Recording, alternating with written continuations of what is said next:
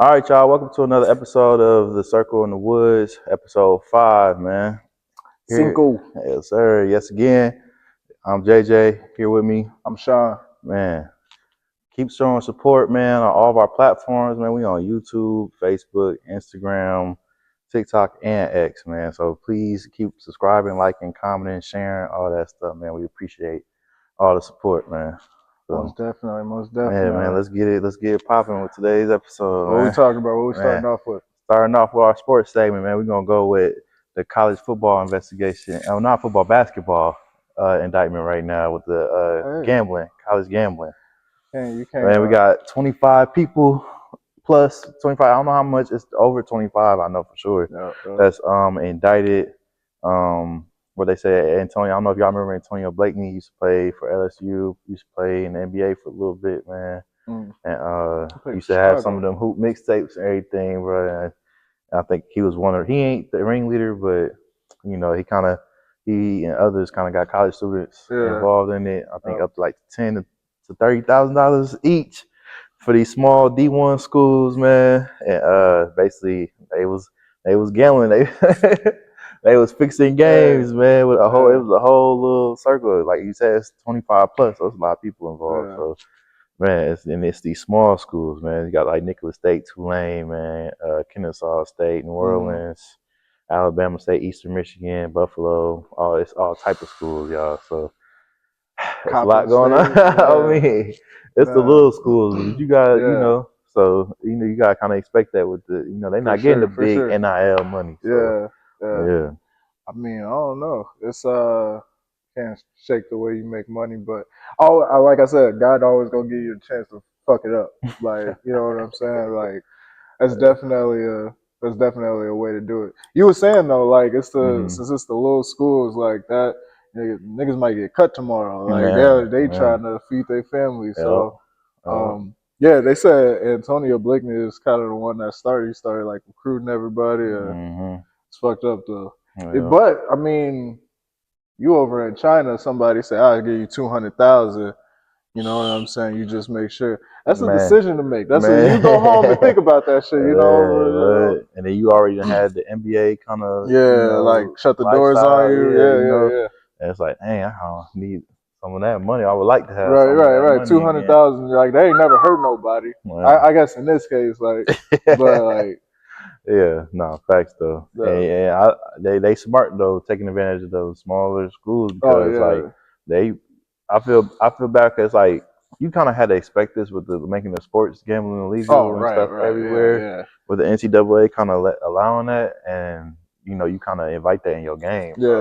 Then you got everybody talk about the NIL, but they talking about these big schools. That's the North Carolinas and the Kentuckys and the Dukes and the UCLA's and these Kansas and these big programs that they getting the hundreds of thousands, millions, but these small D1 schools, them niggas getting dinner and shit, man. You know what I mean? And they seen these guys, and they fighting to be in the NBA and they getting the big NIL deal. So it's like, damn, like I need to, like you were just saying earlier, like I ain't gonna go to the NBA.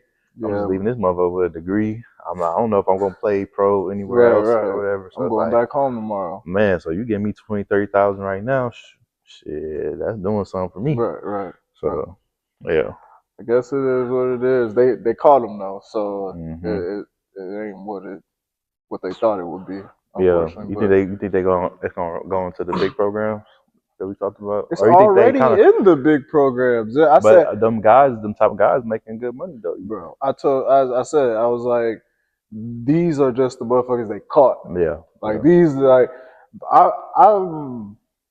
So, like, I think people who are into like the sports gambling now, like, should be put on notice now that they know what the under is. They know, they know what's going on too. So, I don't know if even that's even fun anymore. Now that like y'all not going out there, you know what I'm saying? So, I don't know. I wouldn't now. Yeah, knowing that the players is like manipulating it and everything, I definitely. Like you were just saying, I bet this mother look like he throwing the game away. So I wouldn't want to do it no more myself. But I mean, of course, it's gonna keep going. It's gambling. Like they so far into it, bro. Where it's like in the games they have like the PRAs and of the players that's playing. Like it's so crazy how it is, how it's embedded in the game now. right. So I think it's taken away from the authenticity of the game. authenticity of the game. Yeah. No, facts. Well, we'll see how that goes, and I'm pretty sure this ain't gonna be the last. No, definitely not. Definitely not. It's definitely gonna keep going. But moving on to the next subject, man, we got John Harbaugh just signed a deal with the Giants, man, as the new head coach. Yes, he did. You know, Jackson Dart and them boys. So, what you thinking about that? What you think? I think he bored. I think he just wants to develop somebody. Which is nice. He's a great coach. So, but I knew when they said he was going there for an interview that he was the new head coach. They said interview, but I knew he was just going to get a job. Real. Yeah, that's funny. But I mean, that's a good fit. That's probably the best move that they can make with a young quarterback like that. He just got to stay healthy. I think he got to. They gotta get that man a Guardian helmet or something like Jackson. Facts. Or we gonna have like another tour situation. Man, because that boy he stayed taking big hits. So I mean, I think he got a bright future for sure. Oh, yeah, for sure.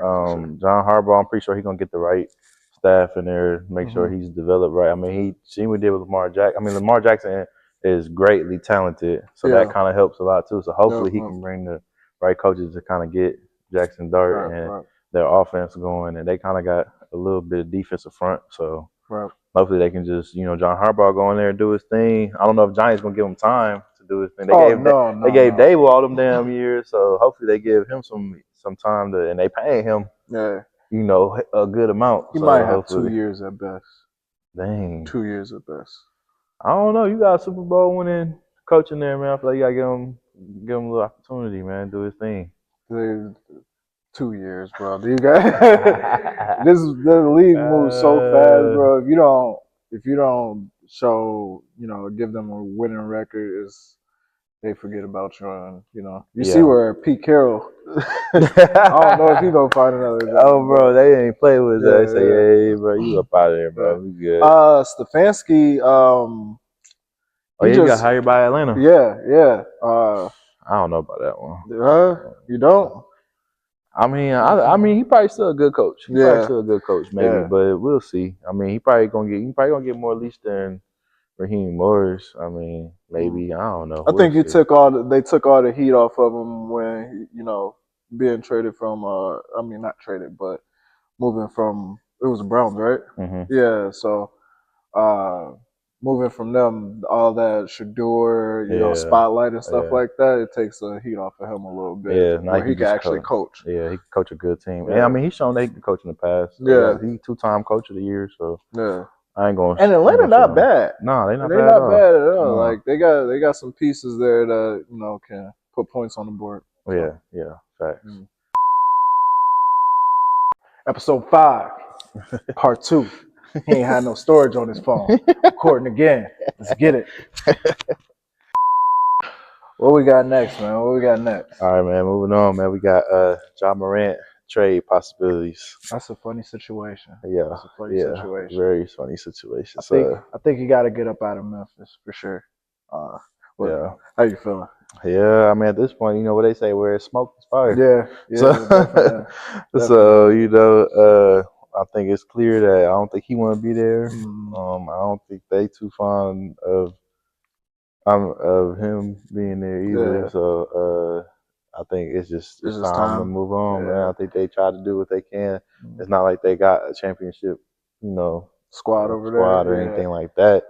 And, yeah, man, it just doesn't seem like a good fit no more. It was fun. It was all good and everything. All the dancing. And he got in trouble.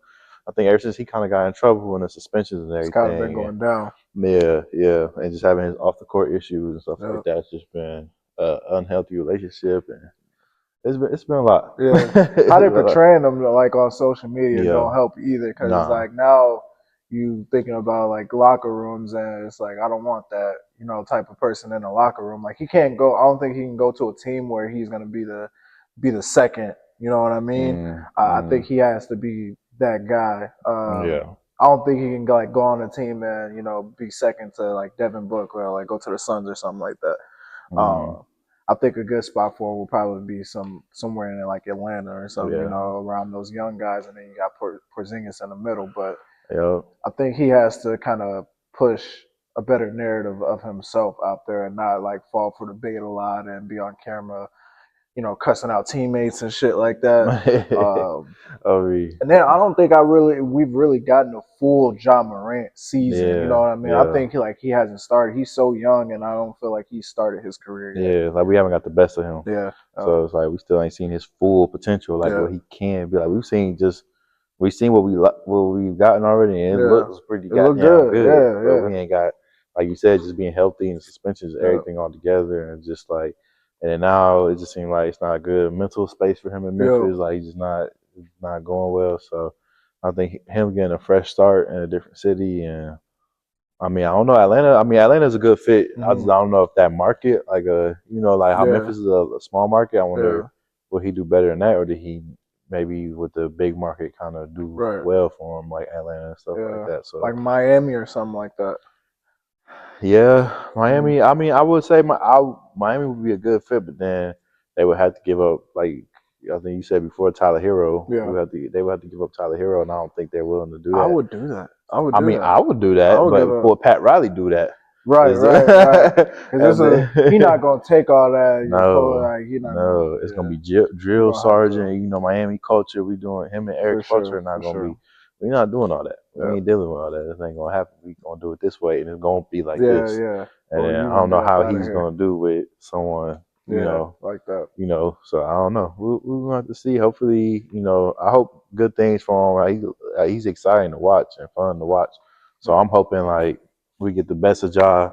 He gets a good situation. I don't know if he's gonna leave, but if he Yeah. does, I hope He has to it's leave. He exciting. has to leave. That doesn't even. Just for his career, you know what Yeah. I'm saying. He with Nike. You know what I Mm, mean. You got to be in I feel like a big market when you're with Nike. So I don't think they have any of their like players like in a small market. You know what I mean? Well, Giannis, but I feel like he's he's kind of an entity of his own. Like he can, yeah. So, but like Yeah, all for sure. everybody who's with Nike is like in a big market. So I think Yeah. he's gonna be moving Yeah. to That's somewhere fair. I mean, that's yeah. bigger. Facts. And his shoes is hard. I ain't Yeah, gonna lie. yeah, They tough.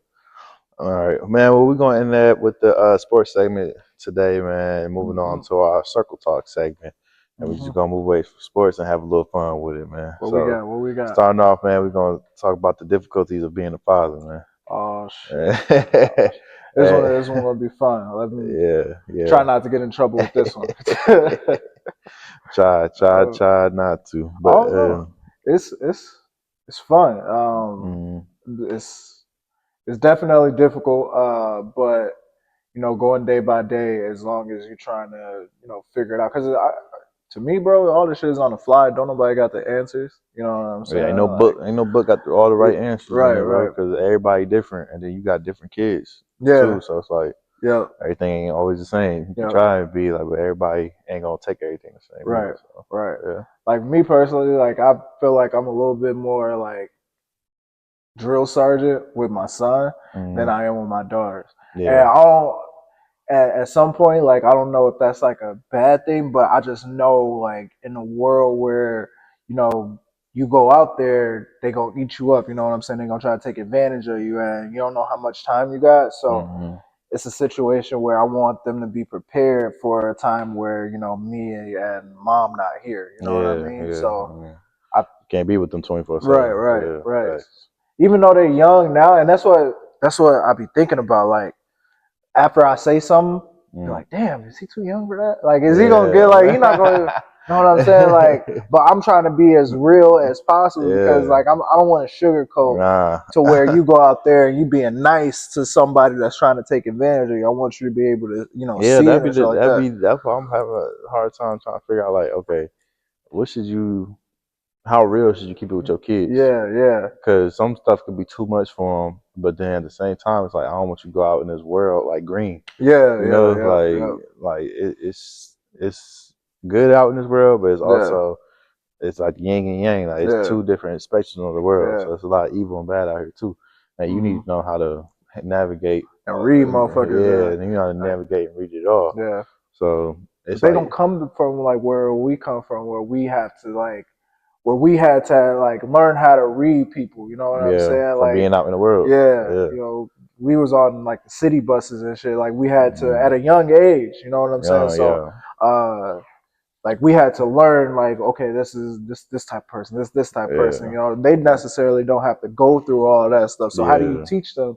You know that, oh, so there's going to be these people and they're going to try to, you know, take advantage of you and be rude to you for no godly reason. You know what I'm saying?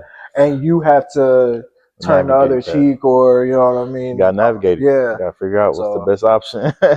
Like, this ain't no damn quiz. This shit on the fly. You gotta be, you feel me? And it's hard to try to teach a kid that too. Oh yeah, for sure. And just being like, you always talk about like being a good person. Yeah.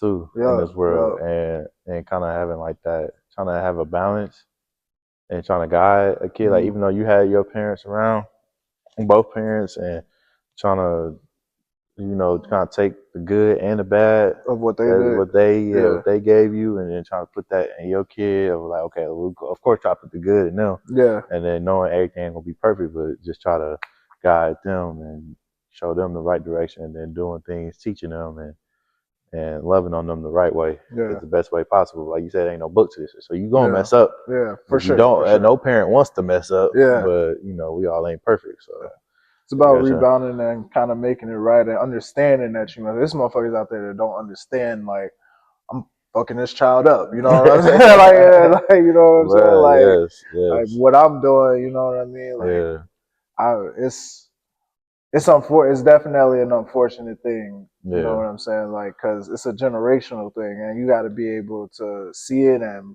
break it. Like, there's a lot of shit that, you know, I try to break within, you know, my family tree and stuff that I don't want my kids to see or go through. And it takes work. It takes like self-reflection, like, you know, learning about yourself. You know what I'm saying? Some self-accountability. Yeah. People don't want that. They want to wake up and play the game all day and shit. So of course you're good at 2K, nigga. So that's all you do. Oh god, that's all you do. Of course you do nothing else. But yeah, man, and definitely just take care of yourself too. Oh yeah. You know, like, cause you gotta take care of others. You gotta, you know, take care of yourself. Cause how you gonna ever do for others if yourself ain't right? You know, if you don't make drowning, no you can't sense. save somebody. Right. Facts. I can't save you if I don't know how to swim. Right.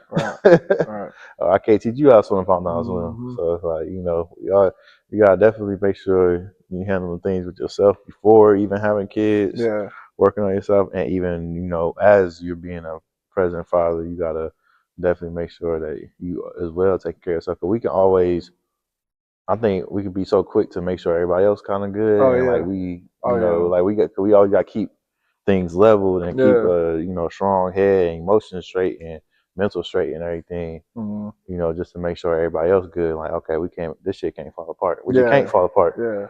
So, but we gotta make sure we take care of ourselves first to make sure that it don't fall apart, and then we keep ourselves, you know, stoic as best as we can, and just keeping balance. Because you know, you don't never be out of. I don't care what nobody say. Like, I know they be trying to say, oh, you could be emotional and all this other stuff and be in touch with your feelings, and you can away, but at the same time, we gotta be in control, because you don't ever want to be out of control. Yeah, you know that feeling shit. Like, it's hard to even teach, because like you can't be too emotional about a situation. You still gotta live in the now and the reality. That's a problem. Like, people don't live in the reality. You know what I mean? It's all in the phones. You don't know what's real, what's not. You know what I'm saying? So goddamn, like, AI. Yeah, being emotional about something, you got to be able to, you know, take that, you know, punch on the chin and get up. You know what I'm saying? So that's how you got to go about it, I feel. And crying about it in the corner ain't gonna help. Ain't gonna fix nothing. It ain't gonna fix shit. I don't care what nobody say. I mean, they're gonna laugh at you. At the end of the day, man, we can't. The babies can't see that you losing it. Yeah, for sure. In my opinion, like, I feel like you gotta show that. I mean, you can show your, I guess, struggles in the way of you having a bad day. We all got bad days, but I feel like just to completely just look, because I don't know, like, we all look at our parents on our way, like, young, like then they're like a superhero, like for guidance or like influence and everything. And we're looking at I don't know. And my brain's like, if I show panic, it's gonna be panic across the board. For sure. So we can't show that everything is falling apart. Yeah. I mean, it could be falling apart, but we gotta figure it out. Yeah. Like we gotta get through it. We can't just stay in that, because if you just stay in that, then it's like you're not taking care of your responsibilities, and you're not, leading your family how they need to be led and everything. And that's not fair. At the end of the day, you had to, you had these kids. You gotta, you gotta figure it out. You gotta put effort. Man, you gotta do right by them babies, man. Yeah. So man, we're gonna move on from that one and talk about should musicians be responsible for the youth's behavior? Specifically, I ain't gonna lie, it's more talking about rap, hip hop, because everybody always kind of blame like, oh, it's the music. The music is making the kids act like this, and they get a bad rap, being for sure. being violent and why prostitution and gangs and all this shit, bro. Everything niggas sell dope, all that is because of rap. So if all right, the batteries fell out. Today it's God. It's God testing us. It's all good. It's all good. That's what. One of them days, baby. It's fine. One of them days. It's fine. No, but I definitely agree with you. Hip hop do get a bad rap for a lot of the shit that's going on in the youth.